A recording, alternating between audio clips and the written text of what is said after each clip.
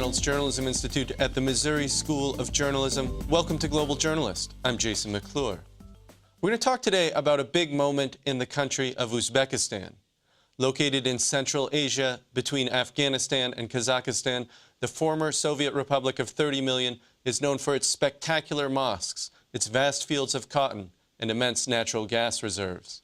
Uzbekistan is also a police state, and last month it announced President Islam Karimov had died. Karimov had been the only president the country has ever known and barred independent media while brutally suppressing dissent. In one instance in 2002, his government reportedly disposed of 2 political prisoners by boiling them to death. His presumed successor is Shaukat, the country's prime minister who is now acting president. Mirziyoyev takes over at a time when Russia, China, and the U.S. have all been competing for influence in the country, which has served as a transit hub to resupply U.S. forces in Afghanistan. Now, in a few minutes, we'll hear from a panel of experts who are going to unpack the human rights and international relations implications of Karimov's death. But first, we're going to learn a bit about life in the country from Navbahor Imamova.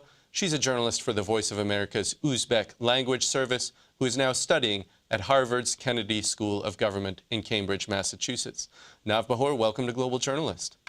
It's great to be here. Thank you. Well, tell us just a little bit, if you would, about the trajectory of Uzbek history since the collapse of the Soviet Union over the past 25 years. Wow, that is a long journey. I will be speaking as myself, as an Uzbek professional who has been covering the country from inside and from outside for a long time, and not on behalf of the Voice of America. I have to mention that.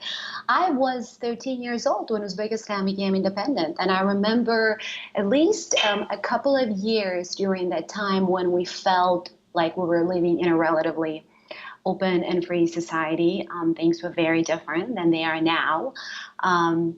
But over the years, under the leadership of Islam Karimov, Uzbekistan turned into what I call classic dictatorship. Opposition was basically deleted. Any opposition voice was removed from the country, simply speaking. And the level of whatever freedom of media we had was also abolished over the years. But during the 90s, Uzbekistan had more international presence. There were more foreign organizations, let's say that freedom promoters, present inside the country. But after what happened in 2005 in Andijan, where a popular uprising was basically put down through security forces, and it ended in a very bloody way, things changed dramatically. And they went, let's just say that this was a time when President Karimov, who recently died, basically completely consolidated his power, and he became even more of a powerful guy in the eyes of the world. Uzbekistan, as you just mentioned, has a huge geopolitical importance. It is west of China, north of Afghanistan, somewhere south of Russia, and east of Iran. And the government of Uzbekistan has used that location in a very, very political way to basically claim leverage over the world, over the international community. And it's been a very difficult time for Uzbeks, for sure. Well, we're going to pick up on a number. We're going to pick up on a number of these points that you raised, but I wanted to ask you about President Karimov's death, because there was some public uncertainty about exactly when he died. It seems like the government waited perhaps a few days before announcing his death. What can you tell us about that?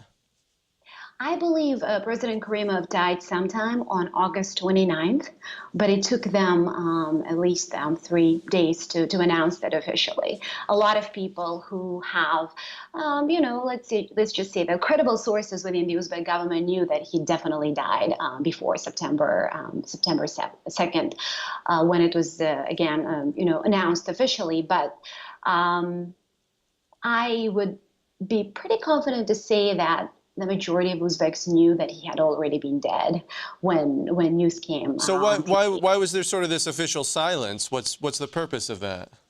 Well, I mean, the government needed time to prepare itself for something like this. Obviously, I mean, everybody knew that Karimov was going to die at some point, but not at this very moment, at this very point. And I think Prime Minister Shaukat needed time to not only, prepare for the funeral of the first president of Uzbekistan, which is obviously a huge event for in the history of the country, but also to maneuver himself in a way that he has the power. He needed to gain the full control of the Uzbek government, and that required time. Well, It's a very complex political system, as you can imagine. it sounds like it. And tell us, if you would, about the influence of the former Soviet Union on Uzbekistan. Now, this was a place, Uzbekistan, that was, like the rest of the Soviet Union, officially atheist and communist, and then the Soviet Union collapsed. So what replaced these ideologies?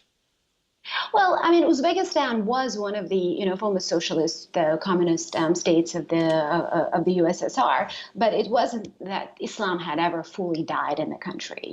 Uzbeks always considered themselves Muslims, at least nominal in many cases. So when the Soviet Union broke up, there was a sense of religious revival across the country, and we have to mention that the government itself promoted that. And if you look at the speeches of Islam Karimov from somewhere starting from 1990s all the way through 1993, 1994, he was a proud Muslim of Uzbekistan. He traveled across the Muslim world. He did promote this new identity of Muslim Uzbeks. He wanted to open up he wanted to connect with the rest of the Muslim world. And eventually he realized that that wasn't going to work for his advantage, because with that religious revival came a sense of very strong Muslim identity. You had many citizens who were now trying to mobilize, to form political parties, and also to have a standing as, like, we're not only they were challenging the status quo in ways that Karimov never imagined. And also there was some opposition, political opposition, with a very strong religious background. And that scared President Karimov a lot. And eventually he got rid of them. But those groups then turned into militant groups, and some of the remnants of which are still fighting in places like Pakistan. Now there are thousands of Uzbeks fighting in Syria, for example, in the ranks of ISIS, but also in other rebel groups. So those are the byproducts, I call, of that, repression that Karimov started against the religious opposition. And our time does grow short, but I wanted to ask you, you heard me in our introduction describe Uzbekistan as both a police state and a place that grows a lot of cotton, and the two are related in that I understand the government uses forced labor to harvest the cotton every year. What can you tell us about that? Well, from what I know, this year it has gone on relatively better. So you don't have, let's say, forced child labor, or the government would completely deny the fact that even anyone is picking, cotton by force. But a lot of people are mobilized this year too. So if you are called to pick cotton, and if you don't want to, you pay. So this year, I was just talking to someone this morning, a university professor in Tashkent. They were collecting $200 from, per person not to pick cotton. So they're subcontracting someone else to pick cotton that they're forced to. So this is how complex the issue is. But I have to mention something here, Jason. The Uzbekistan, yes, there is no freedom of speech. There is no media freedom. It is still a police state. But the Uzbek citizens are more connected to the world than ever. You have more Uzbeks online.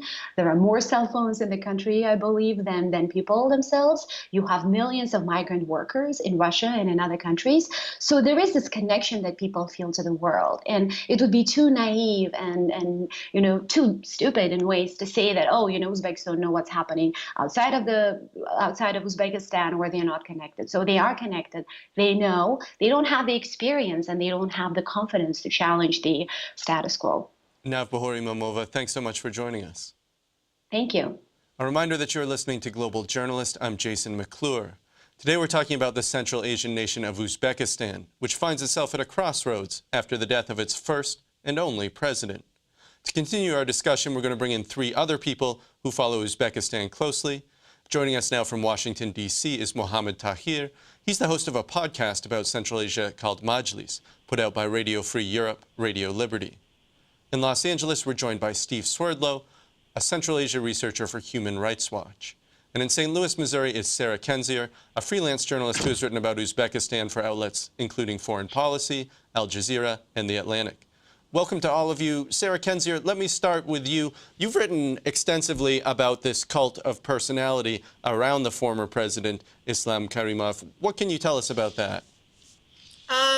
His cult of personality tends to sometimes be played down only because the neighboring states which had such elaborate ones. For example, in Turkmenistan, their former president, had a giant statue of himself made of gold that rotated to face the sun. And so when you have things like that, it seems like Karimov, who was more of a bureaucratic figure, was mild. But, Karimov had this cult of personality that became very evident, most evident to me, after he died. Excerpts from his speeches in which he, had talked about threats to Uzbekistan, both internal and external, and how the state could be the only one who could prevent them, were widely circulated. He presented himself as the father of Uzbeks, as some were calling him the grandfather of Uzbeks, because the population of Uzbekistan is relatively young. People related to him in a very personal way. That doesn't mean it's universal. There are, as Navbahor said, there are differing views. People aren't allowed to necessarily express them. But he was the only founder, the only president of Uzbekistan, the only leader that most people living there ever knew. And so that inevitably is going to, create a rather intense personal association, whether you like him or not. And Steve Swerdlow, we heard Navbahor Imamova talking about this massacre in this town called Andijan that happened in 2005, where hundreds of people were killed, hundreds of unarmed people, we should say, were killed during an anti-government protest. What's sort of the legacy of that massacre? How did that sort of change the trajectory of Uzbek politics? Yeah, Navbahor is absolutely right. This is a seminal moment in Uzbekistan's development when, in a way, Uzbekistan's already completely abysmal human rights record, which included widespread torture, thousands of political prisoners. On that day, on May 13, 2005, really went off a cliff because Karimov personally gave the order to his troops to surround a square filled with thousands of protesters, mainly peaceful, although there were some armed elements in the crowd who were protesting about the terrible socioeconomic conditions, the corruption in Uzbekistan, a lot of the problems that plague the society. And rather than come and address the crowd, as many people that day expected, he would come, he would talk to them, he would address the crowd, he actually gave the order to shoot to kill. Opening fire without warning on hundreds of peaceful civilians, killing women and children and others. And it was a massacre. It was Eurasia's worst massacre since the collapse of the former Soviet Union. And rather than allow an independent investigation after those events, Karimov clamped down. He kicked out all human rights organizations, all media organizations. And since 2005, the New York Times hasn't been able to send even a single reporter in. The BBC.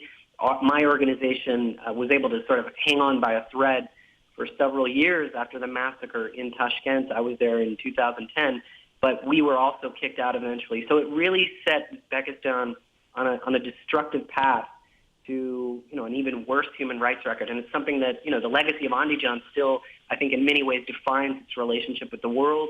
And if it's not addressed, if there won't be accountability for that, I don't think we can expect accountability for a lot of the other abuses and other problems in Uzbekistan. And Mohammed, Tahir, we heard Steve just talking about sort of this brutal repression that's taken place in the country. How would you compare Islam Karimov, the deceased president, with his presumed successor, Shaukat Mirziyoyev? What are some of the differences between them? I think there is no much of difference because he is taking over the legacy of Karimov, and he was the guy with Karimov all the time from years and years as a governor of Jizak before, and then district mayor, then the prime minister. So he is just a body. And when I look at him, Shaukat Mirziyoyev, I see the Turkmenistan's current president in his shoes, like the way he took over the power in violation of the constitution. And then, the way... Sorry, this is because the Constitution says that the president of the Senate was supposed to take power if the president dies, and in fact, the prime minister sort of just walked in and became acting president. Is that right? Exactly. And the same thing happened in Turkmenistan when the Turkmen president died in 2006, which is the neighbor of Uzbekistan. The constitution say that the Senate of the chairman of the parliament is supposed to be the successor, but again, in the same day, there was, they found a reason to arrest the chairman of the parliament and Berdi Muhammad, of the current president of Turkmenistan, become the president. And when he was the president at the beginning, he took some sort of decisions which gave us and some other journalists following Turkmenistan and Central Asia an impression that maybe he's easing up, and the same thing Shaukat Mirziyoyev is doing in Uzbekistan. Like what Berdi Muhammadov did was like reversed some of the very, very strange decision that his successor took, like changing names of the months and years after his family members and all these things. What Shaukat Mirziyoyev is doing, like recently, he did one thing which is called virtual reception, I believe, where people can send complaints, and then the idea behind that is that the complaint will be followed up and the problem will be solved. And I was just listening today our Uzbek broadcast at Radio Free Europe, Radio Liberty, and the women from Tashkent sent a complaint to that reception, and then that complaint was sent back to the managers of the area where this citizen is based, and now this female is called in public, shamed at how she dares to complain the regional leaders to the president. So I just see no difference between Karimov and Shaukat Mirziyoyev, and I just see what has happened since the death of the Turkmen president in 2006. The same thing is repeating in Uzbekistan these days. Well, Sarah Kendzior, we heard Mohammed Tahir talking about how it appears there's going to be this continuation of a fairly stringent police state here. Talk to us about U.S. relations with Uzbekistan, given the country's fairly miserable human rights record. What are some of the defining features of that? I mean, we don't have much in the way of a relationship with Uzbekistan right now. We were drawn into a closer relationship with Uzbekistan following the war in Afghanistan because of military connections. But after Antijan, there was worldwide international condemnation of that incident, a call for a UN investigation, among other things. And, as Steve noted, Uzbekistan became somewhat of like a pariah state, and that included to a degree its relationship with the United States. They got very angry with us. They kicked us out of there. Since then, the government has had to collaborate with them at numerous times. There's different people within the United States government who have different views on Uzbekistan. Some have been quite vocal about the human rights situation. Others have completely abided it and allowed it to pass without much critique. I don't really think we're the ones who are going to have much of an influence in Uzbekistan, in the months and years to come. I think you should really look more at Russia and at China and at other, closer states that have trade and, political ties to Uzbekistan than look at, the role the United States is going to be playing, because I think it's going to be fairly minimal. A reminder that you're listening to Global Journalist. I'm Jason McClure. Today we're talking about the Central Asian nation of Uzbekistan, which is at a turning point after the death of its first and only president, Islam Karimov. If you're interested in more about this and other undercovered international issues, visit us online at globaljournalist.org. There you can find an archive of our past shows and our coverage of foreign affairs and human rights. You can connect with us on YouTube and Facebook, or follow us on Twitter at GlobalJourn. Steve Swerdlow, I wanted to come back to you to talk about this issue of forced labor in the cotton harvest. We heard Navbahor Imamova speaking about this, talking about how people can pay to get out of going through this sort of conscription process to work in the fields there. How does that work? How has it worked in the past? Well, it's a massive Soviet command economy, but it's almost a war effort, the way people are mobilized. Navbahor was absolutely right when she said that children used to be mobilized on a massive scale across the country, but I wouldn't characterize it as an improvement. There was a worldwide boycott by apparel brands such as The Gap, Walmart, Gymboree. Over 200 apparel companies came out and said they would not knowingly use Uzbek cotton in their supply chain. as long as this practice of modern slavery in Uzbekistan continues. And so I think because of that pressure, because of this international boycott, and because of a few steps taken by courageous diplomats, putting sanctions on Uzbekistan, we did see some improvements for the better. But by and large, we're talking about more than 1 million people right now out in the fields in Uzbekistan who, on pain of punishment, are goaded, are forced by neighborhood committees, by school directors, by mayors, by police officers, by the governors, up into the president. It's a very highly centralized system to go pick the cotton, meet their daily quotas, and that is the white gold, it's called, of Uzbekistan's economy. It's drilled into the population that this is an obligation of every person to make this contribution to the state, and then that cotton is sold on the international market at an enormous profit. Also, of course, farmers who don't have a choice about what they can grow. They can't grow potatoes. They have to grow cotton. So it drives a lot of farmers into bankruptcy. We've seen a lot of suicides as well. Mm-hmm.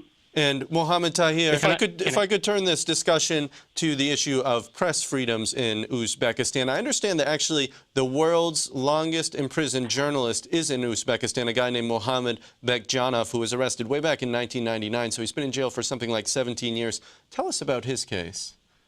Yeah, Mohammed Bekjanov is obviously one of the longest-serving journalists in jail, and Steve's organization, Human Rights Watch, just had a long press statement about him. And he is one of the cases. And there are a number of other press freedom-related issues in Uzbekistan, the brightest example of which might be our own operation. Like soon after the Andijan event, Radio Free Europe, Radio Liberty's bureau was shut down in Uzbekistan. Since then, our journalists are not able to get the accreditation that they need to work in Uzbekistan. And on the top of that, just recently, brother of one of our Uzbekistan service staffer, who is based in, he himself is based in Prague, but his brother in Uzbekistan being put in jail, and he was given 8 years just because his brother is working for Radio Free Europe, Radio Liberty. And I hear a few other our Uzbekistan service staffers in Prague's relatives in Uzbekistan are banned leaving the country, and still they have the exit visa system in place. So it is, Uzbekistan is, no surprise when you see Uzbekistan year after year in the bottom of the Freedom House's report on press freedom. So it is a hell for journalists to be based in Uzbekistan. It's a difficult job there. And Sarah Kendzior, there is this kind of interesting figure in Uzbekistan, the daughter of the former President Islam Karimov. Her name's Gilna Karimov. For a while, it seemed like she was going to be the successor of her father. And then at some point, her father has her placed under house arrest. This is after she'd been ambassador to the United Nations, held a number of sort of top positions in government. Can you just tell us a bit about her? Yeah, I don't think she was ever really a plausible contender for president of Uzbekistan. Gulnora does have some formal accreditations, her ambassadorship, her alleged, her Harvard degree for which she allegedly worked, but is best known for, later in life trying to be a pop star under the name of Gugusha. She also was, a jewelry and fashion designer and just kind of a socialite. She became noted more, though, since around 2012 for two things. One was being at the center of a giant international finance corruption scandal, especially as telecommunication companies worldwide, in which, it was proven that she, it's very complicated, but basically had embezzled a large amount of money and made a lot of illegal financial transactions that cost the government of Uzbekistan a great deal. As she was doing this, she became a prominent social media figure. She was very active on Twitter. She would feud with a lot of, Western critics, in particular of Uzbekistan, including me. At one point she said that the security services was going to come and kill me. The reason for that is she was upset that I had insulted her Swiss villa. So this is sort of the level of reality that Gulnara existed in at the time. She was put under house arrest by her own father's administration following the revelations of these telecommunications scandals. And I think this is for two reasons. One was they didn't want her to talk. She was very chatty. She didn't know when to shut up on social media. And two, it was, a form of punishment and containment to make sure that they didn't, lose any more money than they did, and to keep her from dealing with law enforcement. It's unclear what will happen to her now. There's someone on Twitter who appears to be pretending to be her. I do not think it is actually her. She was not present at the funeral, although her sister Lola was. From what I understand, she's remaining under house arrest in Tashkent. And I guess we'll see whether Mirziyoyev releases her. I'm kind of doubtful because I think at heart this is a financial problem for them, and the Uzbek state likes to consolidate money in that way and make sure they're able to keep as much as they can, and Gulnara is a risk in that aspect. And I should say that we did reach out to the Uzbek government, to the Uzbek embassy in the United States, to try to get them to send someone onto this program to give their version of events inside Uzbekistan. But I want to turn this back to you, Steve Swerdlow. This is a moment now when there is a presidential transition going on in the country. There is going to be an election in December, although the outcome doesn't seem to be in doubt. What sort of leverage do Western countries, do outside organizations have to try to argue for progress on human rights, on democracy, on some of these issues like torture of prisoners inside Uzbekistan?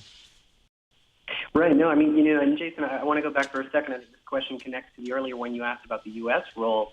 I disagree a bit with Sarah in that I think the U.S. does have a substantial relationship, one that, as she said, mainly military. Our government, the U.S. government, is providing military assistance. Just about a year ago, in fact, Navbahor reported on this development. There were 300 MRAPs, mine-resistant armored personnel carrier vehicles, delivered to Uzbekistan.